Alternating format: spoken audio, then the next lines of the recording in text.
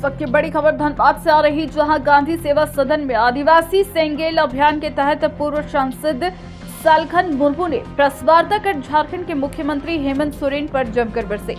बता दें कि पूर्व सांसद सालखन मुर्मू ने मीडिया को बताया कि हेमंत सोरेन आय से अधिक आमदनी, सारगिर्दियों की जांच, गिरफ्तारी, ऑफिस ऑफ प्रॉफिट का मामला आदि गंभीर मामलों से घिरे हुए हैं।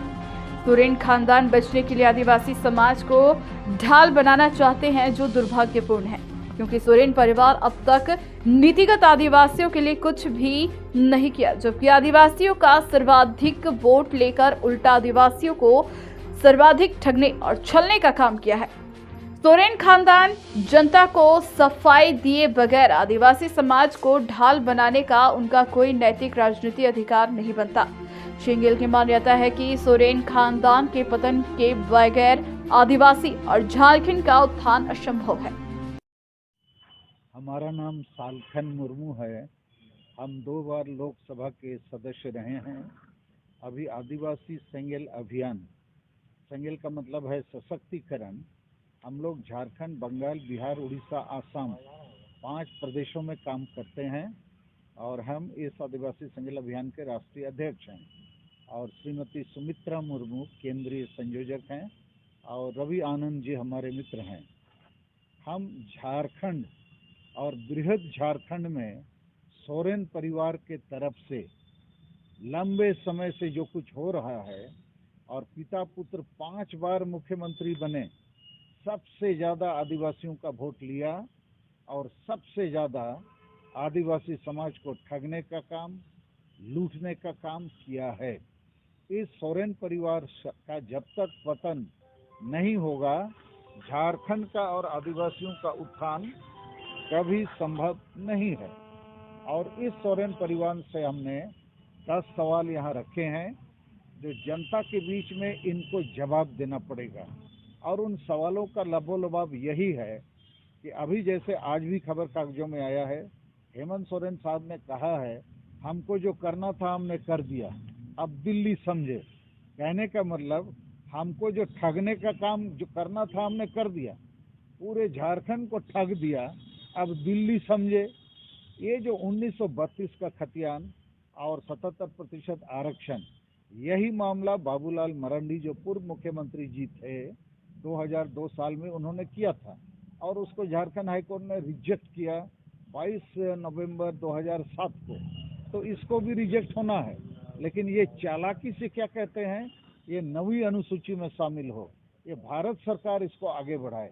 अरे स्थानीयता नीति बनाने का काम, आरक्षण नीति बनाने का काम, नियोजन नीति बनाने का काम राज्य सरकार का है।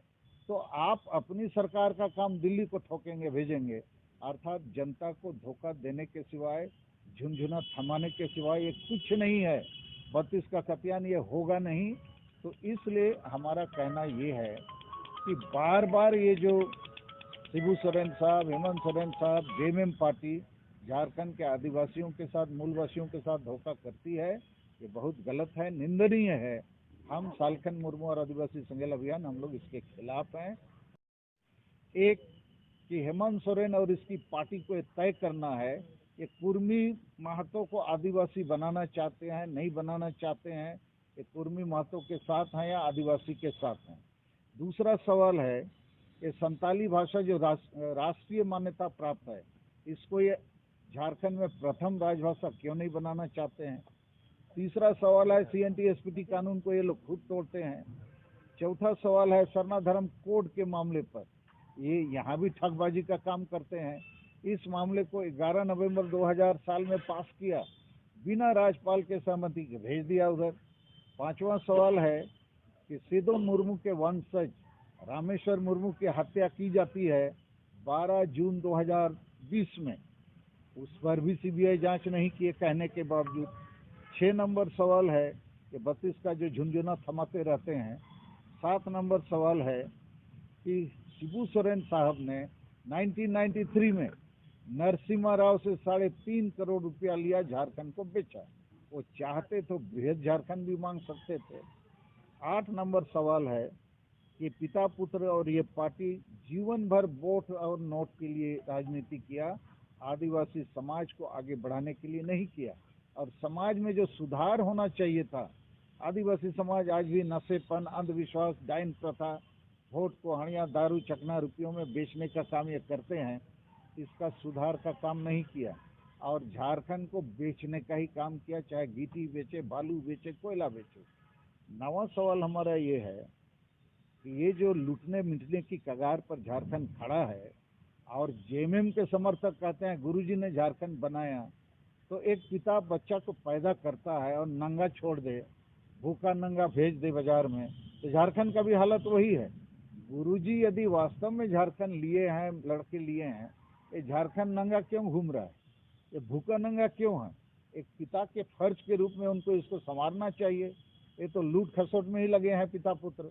और जितने लोग अभी जेल उल गए हैं, करीब 24 आदमी हैं, तो इससे पूरा प्रमाणित होता है कि झारखंड में लूट झूठ की राजनीति चल रही है। और 10वां नंबर हमारा ये है कि ये बताएं कि जितने लोग इनके इर्द गिर्द अभी जांच के दौरान अरेस्टेड हैं, गिरफ्तार हुए हैं, क्या ये सारे लोगों के ऊपर में भ्रष्टाचार का मामला गलत है या आय से ज़्यादा आमदनी का मामला गलत है? ऐसा नहीं है।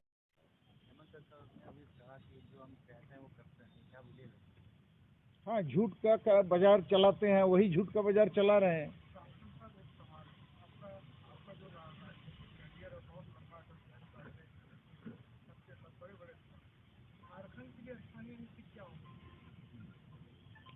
देखिए, झारखंड के लिए स्थानीय नीति संविधान के अनुरूप होना चाहिए और जैसे बाकी राज्यों में बना है। तो झारखंड हाईकोर्ट ने जब 32 के खतियान को खारिज किया था, हाईकोर्ट ने अपने आदेश में लिखा कि झारखंडी कौन हो सकते हैं जिनकी भाषा, संस्कृति, परंपरा यहाँ के लोगों के अनुरूप हो। उसी आधार पर ये बननी चाहिए स्थानीय नीति। जैसे बंगाल है, उड़ीसा, असम है, बिहार है, वहाँ की भाषा, संस्कृति, परंपरा से लोगों की पहचान बनती है। किसी भी राज्य में खतियान आधारित स्थानीय नीति नहीं है।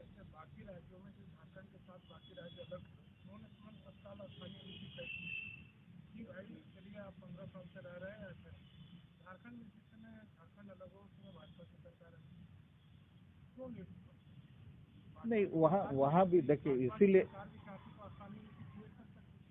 जरूर कर सकती थी, अभी भी करना चाहिए, कोई भी पार्टी नहीं कर पाई है। बीजेपी वाले तो इस स्थानीय नीति के बारे में उनका कोई ठोस नीति अभी तक नहीं है। लेकिन मेरा कहना है, हाईकोर्ट ने जो खारिज किया, उसने लिख के सजेशन दिया कि भाषा, संस्कृति और परंपरा को आप आधार बना सकते हैं और उसका कारण भी बताया। जैसे गांव में एक पुलिस की नौकरी कोई करेगा, शिक्षक की, वहाँ की भाषा संस्कृति समझेगा, तभी तो वहाँ के लोगों को डील कर सकता है। हर एक राज्य में उसकी भाषा, संस्कृति, परंपरा आदि ही स्थानीय नीति का आधार है। तो उस शख्स ने जो सवाल पूछा, उसका यही जवाब है। लेकिन मैं विकल्प में भी एक बात को प्रचारित कर रहा हूँ, ये जो 32 का खतियान या स्थानीय नीति का पीछे में उद्देश्य क्या है? लोगों को रोजगार मिले और खासकर क्लास 3 और 4 का रोजगार। तो उसके लिए हमने विकल्प ये सुझाव दिया है कि झारखंड सरकार के पास जितनी सरकारी नौकरियां हैं या गैर सरकारी नौकरियां हैं, उसका 90% हिस्सा ग्रामीण क्षेत्रों को आप दे दीजिए।